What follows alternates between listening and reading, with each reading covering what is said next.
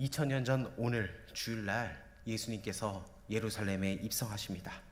나귀 새끼를 타고 입성하실 때 모든 무리들이 나와서 그 종려나무 가지를 흔들면서 호산나 다윗의 자손이여 주님을 환영하고 자신들의 겉옷을 펴서 앞에 깔고 주님을 맞이했습니다. 그리고 월요일날 다시 예수님께서는 성전에 들어오셔서 성전에서 장사를 하는 사람들을 다 내어 쫓으셨습니다. 하나님의 몸된 교회는 늘 세속화되지 않고 거룩함을 유지해야 되는 겁니다. 화요일에는 하루 종일 그 당시 종교 지도자들과 논쟁을 하시면서 말세에 되어질 일들을 예언하시고, 그리고 수요일 날은 베다니에서 머물면서 십자가의 고난을 준비하십니다. 그리고 하루 종일 기도하시면서 다른 일정 없이 그날을 보내십니다. 아마 그날 옥합을 깨트린 여인이 와서 기름을 부었다고 생각합니다. 목요일 날은 예수님께서 제자들과 마지막 만찬을 하시면서 고별 설교를 하십니다. 이 고별 설교의 내용은 요한복음 14장, 15장, 16장에 나와 있습니다. 내가 가면 나와 똑같은 너희를 돕는 보혜사 성령을 보내주시겠다고 약속하신 내용이 요한복음 14장부터 16장까지 나옵니다. 이 만찬을 마치시고 제자들에게 발을 씻기시고 그 다음 겟세마네 동산에 올라가서 우리 예수님께서는 기도하십니다. 베드로와 요한과 야고보 이 수제자들은, 이 세 명은 가까운 곳에서 기도하게 하시고 나머지 제자들은 아래쪽에서 기도하게 하셨는데, 마지막 순간에 그 기도할 때도 제자들은 잠을 잤습니다. 그들을 깨우시면서 너희가 나와 함께 한시라도 깨어 있을 수 없었더냐, 그렇게 예수님께서 안타까운 말씀을 전하시고 금요일 새벽을 맞이하면서 가룟 유다가 앞서서 병졸들을 이끌고 와서 예수님을 붙잡아 갑니다. 그날 금요일 날부터 십자가에 달리실 때까지 예수님은 단 1분도 쉬지 못하시고 여기저기 끌려 다니셨습니다. 제일 먼저 끌려가신 곳이 현직 제사장 가야바의 장인인 그 직전 대사장 안나스의 집으로 가게 됩니다. 안나스에 가서 먼저 신문을 받으시고 그 다음 현직 대제사장인 그 가야바에 가서 또 신문을 받으십니다. 여기서 베드로가 예수님을 3번 모른다고 부인하게 됩니다. 그리고 예수님을 끌고 빌라도로 가게 됩니다. 당시 사형 집행권이 유대인들에게는 없었고 로마 제국에만 있었기 때문에 로마 총독인 빌라도에게 가서 그 자고 있는 빌라도를 깨워서 사형을 집행해달라고 그렇게 요청을 합니다. 빌라도는 이 종교적인 문제에 연루되기 싫으니까 당시 자기와 좋지 않던 관계였던 헤롯 왕에게 보냅니다. 당신의 사람들이니까 당신이 이 사람을 신문하라고. 그 헤롯 왕에게 끌려갔을 때 예수님은 한 말씀도 하시지 않으셨습니다. 그래서 헤롯 왕이 예수님을 신문하다가 다시 빌라도에게 돌려보냅니다. 빌라도에게 돌려보낸 후에 빌라도가 할 수 없이 재판을 열었습니다. 그때 불과 며칠 전에 예수님을 호산나 찬양하던 그 무리들이 제사장들의 그 돈을 받고 매수가 되어서 예수님을 십자가에 못 박으라고 그렇게 외칩니다. 그래서 예수님에게 사형 언도를 내리는 것이 금요일 날 아침 6시쯤이 됩니다. 채찍질을 당하시고 머리에 가시관을 쓰고 피를 흘리시면서 십자가를 지고 그 골고다 언덕을 올라가서 금요일 날 9시에 십자가에 못 박히게 되고 6시간 동안 온몸에 물과 피를 쏟으시면서 고통을 당하시다가 오후 3시쯤에 숨을 거두시게 됩니다. 우리의 죄를 위하여 주님이 이 모진 고난을 당하신 것입니다. 그리고 금요일날 3시에 시신이 내려와서 이 아리마대 요셉의 무덤에 들어가 계셔서 안치되고, 토요일날 하루 종일 그 무덤에 계시다가 주일날 새벽 동트기 전 새벽에 예수님께서는 사망의 권세 가운데 계시다가 주일날 아침에 사망의 권세를 깨뜨리시고 부활하셨습니다. 이것이 바로 예수님의 그 마지막 일주일의 행적입니다. 이게 바로 한 주간 예수님의 그 발자취를 따라가면서 정말 우리가 주님의 그 고난에 동참하고 나의 죄 때문에, 나의 허물 때문에, 나의 잘못 때문에 나를 대신하여 십자가에 달려 돌아가신 그 주님의 은혜에 감사하는, 그리고 주님의 고난에 동참해서 이제 이와 같은 사랑을 받았으니 우리 주위의 이웃들을 더욱더 한번 살펴보길 원합니다. 그래서 고난당하는 사람은 없는지, 우리 주위에 소외되는 사람은 없는지 우리가 한번 살펴보면서 이 종료주의를, 이 고난주간을 우리가 보내기를 축복합니다. 우리 인간은 죄 가운데 태어나고 이 죄와 함께 살다가 죄로 인해 죽어갈 수밖에 없는 절망적인 존재였습니다. 아무리 애를 써도 인간은 자기 힘으로 죄의 모든 문제를 해결할 수가 없습니다. 매 순간 다가오는 그 삶의 고통과 슬픔, 염려와 걱정에서 벗어날 방도가 없습니다. 죄로 물든 인간의 삶은 그 한마디로 절망 그 자체입니다. 우리가 예수님을 믿어야 될 이유가 바로 여기에 있습니다. 여러분, 돈이 아무리 많아도 행복할까요? 매스컴을 보면 재벌들도 자살을 하고 연예인들도 자살을 하는 그런 기사를 보게 됩니다. 그리고 매스컴을 통해서 형제의 난, 특별히 그 재벌들의 2세, 3세들이 자기가 한 푼이라도 더 가지려고 유산을 물려받겠다고 형제간에 다투다가 소송까지 나가며 결국 원수가 되어 간다는 것, 이야기를 우리는 종종 듣게 됩니다. 여러분, 결국 누가 돈을 벌게 됩니까? 그 소송을 전문적으로 했던 변호사들이 돈을 법니다. 이 세상의 물질은 우리에게 진정한 행복과 만족을 줄 수가 없습니다. 그렇다면 우리를 진정으로 행복하게 만드는 것이 무엇입니까? 우리는 무엇으로 참 행복과 삶의 만족을 얻을 수 있습니까? 바로 예수님의 그 크신 사랑입니다. 예수 그리스도의 그 은혜와 축복이 우리를 참된 행복으로 인도한다는 것을 여러분 기억하십시오. 예수님을 믿는 사람과 믿지 않는 사람은 죽음을 맞이하는 모습도 확연히 다릅니다. 예수님을 믿지 않는 사람은 죽음이 다가오는 것을 두려워하고 얼굴을 험악하고 찌푸리며 두려움에 가득 찬 모습으로 세상을 떠나갑니다. 그래서 마지막에 절규가 나를 데려가지 말라고, 나는 더 있고 싶다고 그렇게 외치다가 죽습니다. 그런데 예수 믿는 사람들은 그 삶의 모습이 다릅니다. 그 죽음의 그 순간까지도 하나님이 나와 함께 하시고 예수님이 나를 부르신다, 그렇게 하면서 감사하다가 눈을 감습니다. 그래서 장례식장의 분위기도 다릅니다. 세상 사는 사람들의 그 장례식장은 영결식이라고 합니다. 영원히 이별을 하기 때문에 영결식이라고 합니다. 그러나 예수 믿는 사람들의 그 장례식장은 천국 환송 예배로 드려집니다. 왜냐? 우리의 그 본향 천국에 있으니까 다음에 그곳에서 다 같이 만나기 때문에 우리는 천국 잔치를 벌이는 겁니다. 그래서 예배를 드려도 그 분위기가 너무나 다릅니다. 믿는 집은 천국 환송 예배를 드리니 그 분위기가 화기애애합니다. 하지만 믿지 않는 집은 서로 헐뜯고 곡하는 소리가 들려서 분위기가 좋지 않습니다. 오늘 본문에 예수님께서 이렇게 말씀합니다. 내 영혼을 아버지의 손에 부탁합니다. 이 말씀은 원래 경건한 유대인들이 밤에 잠이 들기 전에 하는 기도입니다. 이렇게 기도를 드리는 이유는 잠을 자는 동안 세상을 떠나면 그 순간 기도할 수 없게 되니 혹시라도 자는 중에 하나님의 부름을 받게 될 때 대비해서 평안하게 주님 앞에 갈 수 있도록 미리 기도하는 겁니다. 성경에서는 하나님의 백성들의 죽음을 뭐라 표현하느냐? 잠잔다, 잠자는 것으로 표현하고 있습니다. 예수님께서도 회장당 야이로의 딸이 죽었을 때 물러가라, 이 소녀가 죽은 것이 아니라 잔다, 이렇게 말씀하셨습니다. 이 잔다는 것은 다시 깨어난다는 것을 의미합니다. 하나님의 백성들의 죽음은 끝이 아닙니다. 죽음 뒤에는 우리의 본향인 하늘나라 천국에서 영원한 축복을 누리게 된다는 겁니다.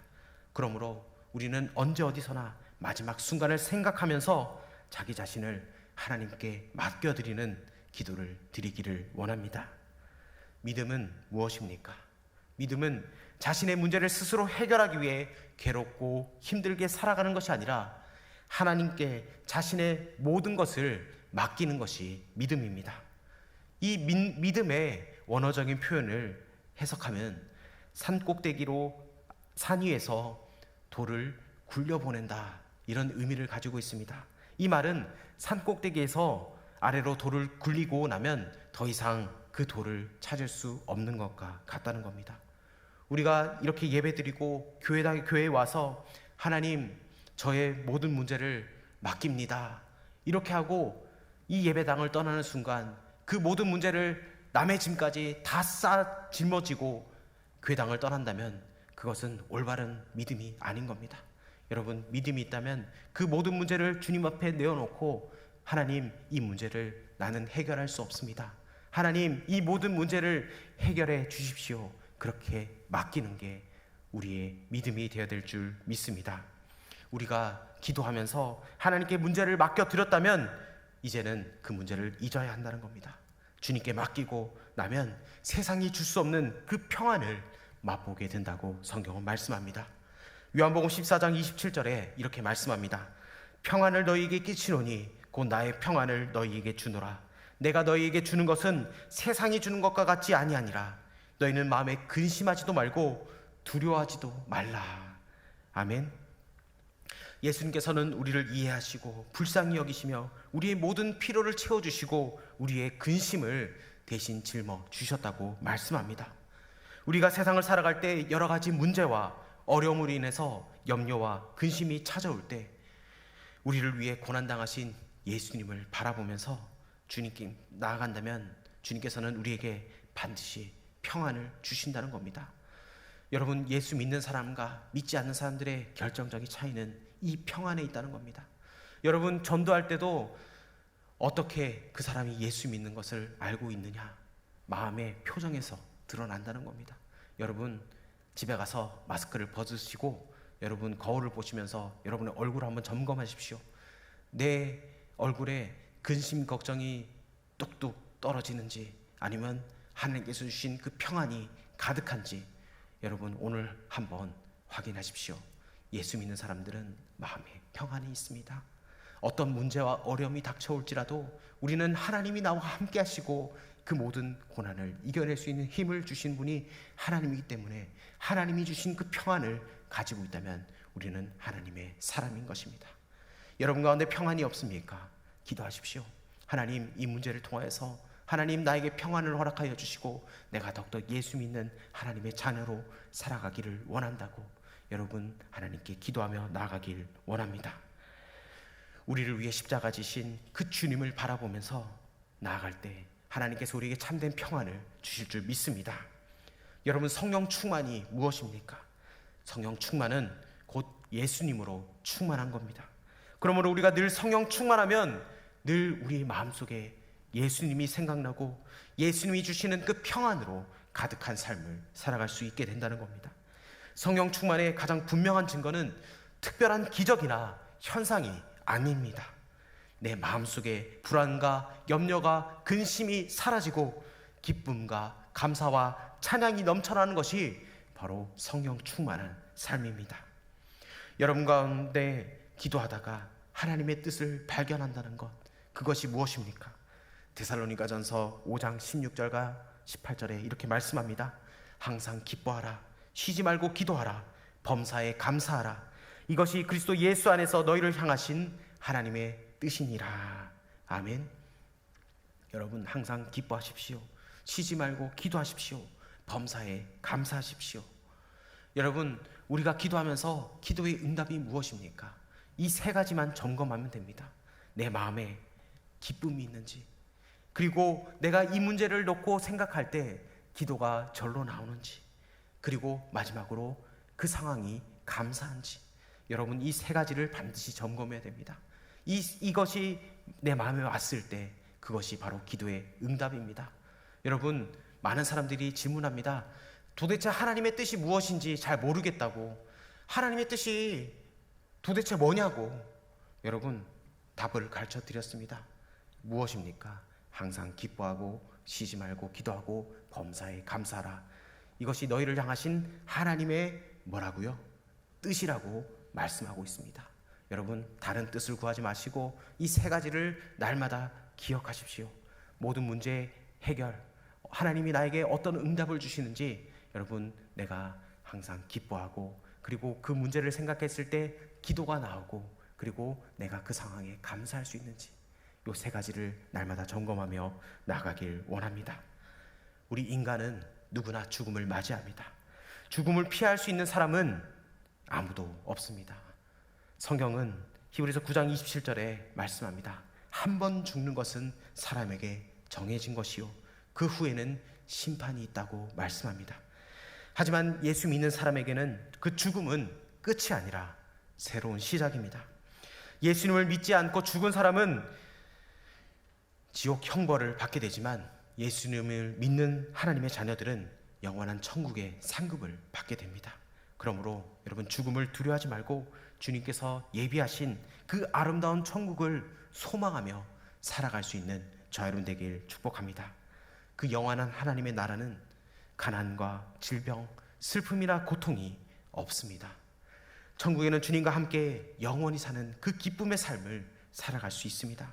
그렇기 때문에 우리는 이 세상을 살아가는 동안 예수님을 믿는 것보다 더 중요한 것이 없습니다. 그 십자가의 사건으로 우리는 영원히 살아갈 수 있다는 것을 기억하십시오. 천국의 상급을 우리가 은혜로 받았다면 우리는 이 세상이 아니라 천국의 소망을 두고 주님의 일을 해야 합니다. 우리 청년들 많이 봉사합니다. 교회 학교 섬깁니다. 찬양팀 섬깁니다. 방송팀 섬깁니다. 여러분, 그 섬김에 여러분 그 목적이 무엇입니까? 예수님을 위해 하늘나라 저 본향을 향하여, 그 목표를 향하여 섬기길 원합니다. 여러분, 하나님을 사랑하길 원합니다.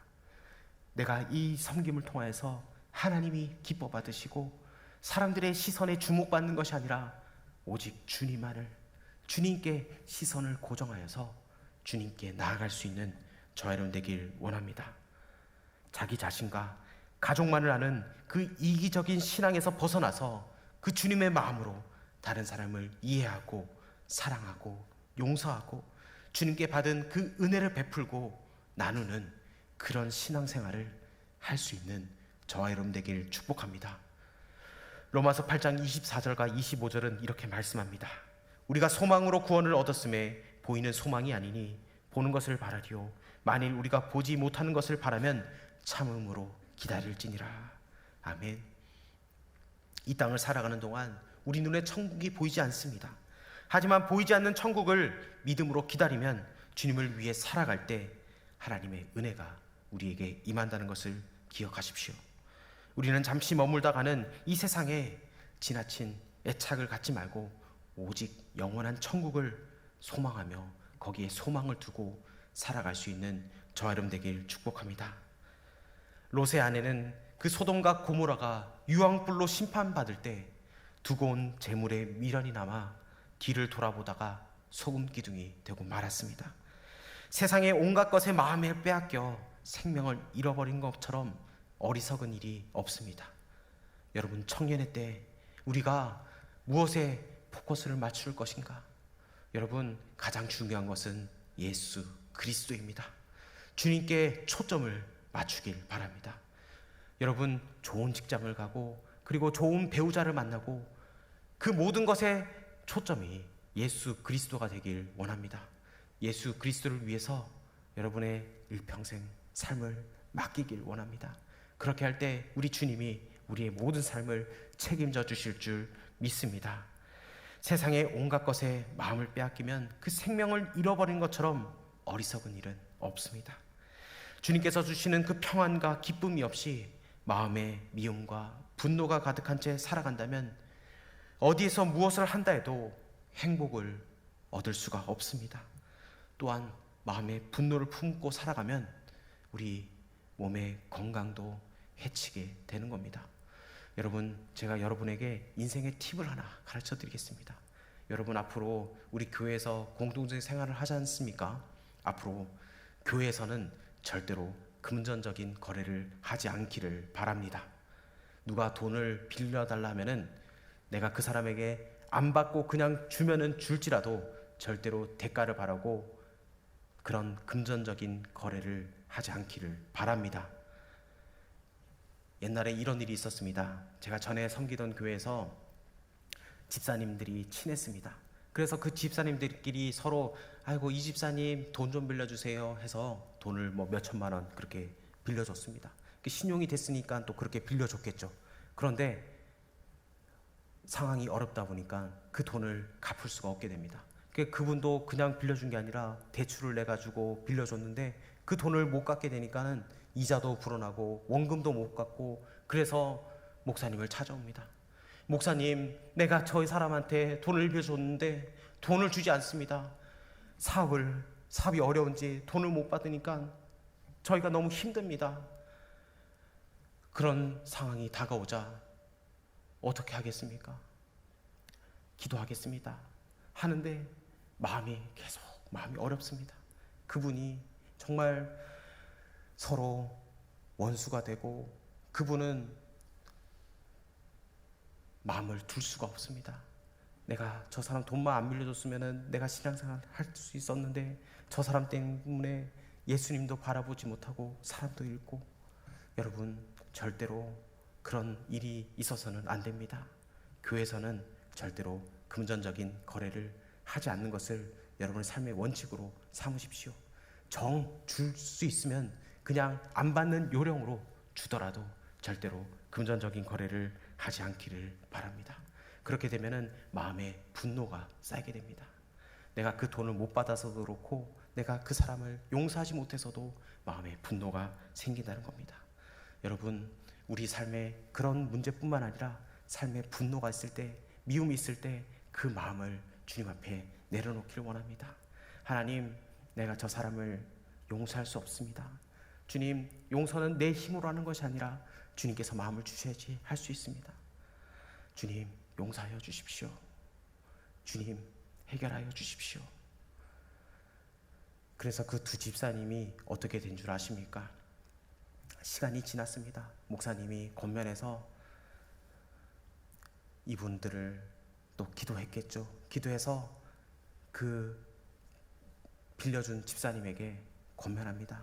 집사님, 그 돈을 없다 생각하시고 하나님이 새로 채워주실 줄 믿고 기도하면서 나아가십시오. 그리고 저분을 먼저 용서하십시오. 용서하지 못하면은 집사님도 죽고 저분도 죽습니다. 내 자신을 위해서 먼저 저 사람을 용서하십시오. 그렇게 받아들였을 때 하나님께서 그 다시 사업장을 일으켜 주셔서 그 채무를 다시 한 번 더 또 갚을 수 있도록 도와주셨다는 이야기입니다. 여러분, 물론 이렇게 해피엔딩이 됐지만 그 많은 순간 기도가 있었고 그 어려움을 극복할 수 있는 힘이 있었다는 겁니다. 여러분, 절대로 금전적인 거래를 해서 그런 어려움 당하지 않기를 바랍니다. 우리는 어떻게 살아야 될까요? 십자가의 길, 순교자의 삶. 여러분, 우리가 끝까지 주님만을 바라보고 살아가길 원합니다. 우리가 세상에서 환난을 당하고 고통을 겪을 때 그 주님의 십자가를 기억하십시오. 하나님의 자녀에게 예비된 그 하늘나라를 소망하면서 주님, 내 마음속에 평안함을 주십시오. 기도하며 나아가길 원합니다. 모든 문제를 믿음으로 주님께 맡기고 나아가길 주님의 이름으로 축복합니다. 십자가의 그 사랑으로 우리는 살아갑니다. 모든 사망의 권세를 이기신 그 주님을 붙잡고 살아가기를 주님의 이름으로 축복합니다. 나를 위해 십자가 지신 예수님, 그 주님을 만날 때 우리의 모든 삶이 변화될 줄 믿습니다. 여러분, 그냥 교회에 왔다 갔다 하지 마십시오. 주님을 인격적으로 만나야 됩니다. 여러분, 이 시대가 그렇게 호락호락한 시대가 아닙니다. 예수님으로 무장해야 살아갈 수 있습니다. 어찌 보면 이 시대는 우리가 순교자의 자세로 살아가지 않으면 우리 삶이 금방 무너집니다. 영원한 천국을 예비하신 주님, 그 십자가의 그 희생과 고난을 묵상하며 이겨내길 주님의 이름으로 축복합니다. 온 세상 날 버려도 우리 주 예수님은 우리를 결코 버리지 않으십니다. 끝까지 나를 돌아보시고 지켜주시고 인도해 주신다는 것을 여러분 믿음으로 선포하십시오. 무엇이 여러분을 두려움과 비겁함으로 몰아냅니까? 여러분, 십자가를 붙들고 살아가십시오. 순교자의 삶, 여러분의 그 희생, 우리 예수님께서 이미 2000년 전에 해결하셨습니다. 여러분, 우리의 캠퍼스, 우리의 직장, 여러분 우리 순교자의 삶으로 살아가길 원합니다.